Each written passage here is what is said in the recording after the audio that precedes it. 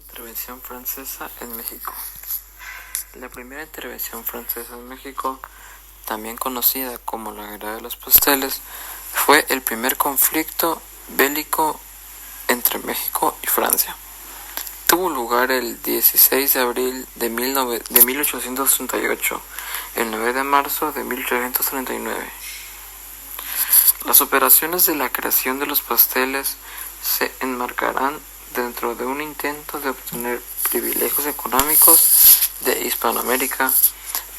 Previamente se habían producido bloqueos a Buenos Aires y sobre Uruguay el 28 de marzo de 1837, bloqueo que se completó con la organización de un ejército insurgente contra Uruguay, que junto con el bloqueo marítimo acabó tomando la capital de Uruguay. El presidente de Uruguay renunció y se fue a Buenos Aires. Como explicaba una carta de vicecónsul francés Aimé Royer al primer ministro de Francia, el objetivo de este primer bloqueo era infligir la invencible Buenos Aires un castigo ejemplar, que será una lección saludable para todos los demás estados americanos. Corresponde a Francia hacerse conocer si quiere que se le respete.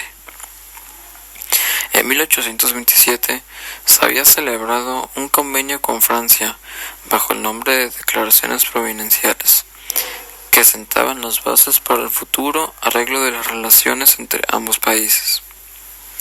A través del barón de Faudis, embajador francés, los comerciantes franceses avecinados en México enviaron una serie de reclamaciones que fueron recibidas en París con alarma.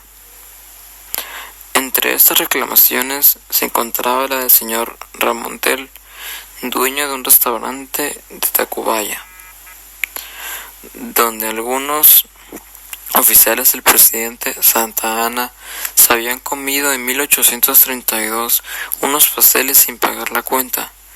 Posiblemente fue por daños al restaurante, por lo cual exigía ser indemnizado con 600,000 pesos. Ese fue el motivo por el cual el pueblo mexicano identifica esta guerra con Francia como el nombre de la Guerra de los Pasteles. Adicionalmente, ese mismo año, un ciudadano francés fue fusilado en Tampico, acusado de piratería, lo que tensó aún más las relaciones entre ambos países. La guerra tuvo lugar entre el 16 de abril de 1838 y el 9 de marzo de 1839. La guerra con Texas. Había acabado en 1836 la guerra con Texas, y el 28 de diciembre España reconoció finalmente la independencia de México, lo que eliminaba el problema de atacar un territorio reclamado por un país amigo.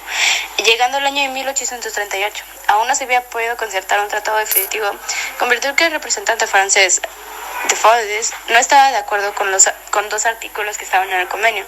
En consecuencia de de Faudis abandonó su misión diplomática en México y regresó a Francia para volver a poco tiempo, que fue en marzo, acompañado de 10 barcos de guerras que apoyaban las reclamaciones de su gobierno, los cuales eran las fragatas Nereida, Gloria y Efengia, la corbeta Criolla, las bombarderas Vulcano